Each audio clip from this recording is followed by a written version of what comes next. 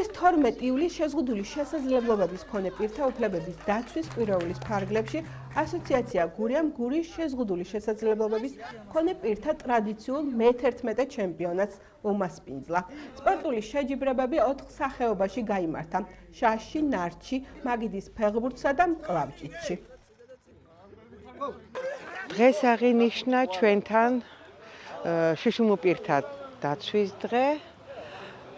მოსულები ვართ მშობლებიც, მოსული არიან სპეციალისტებიც, სპორტული ღონისძიებებია, გახალისდა ჩვენი შვილები, ჩვენი შვილების ხალისი ჩვენთვისაც ხალისია, ერთიანად შეკრული გუნდი, ყველაფერს მივაღწევთ, ხალისობს ბავშვები და ძალიან დიდი მადლობელი ვარ კოლექტივის.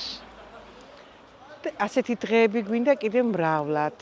მიზეზის გარეშეც, რომ ჩვენ შევძლოთ ურთიერთობა და უფრო მჭიდრო კონტაქტები და უფრო მეტი ხალისიანი დღეები ვაჩუქოთ ჩვენ შვილებს.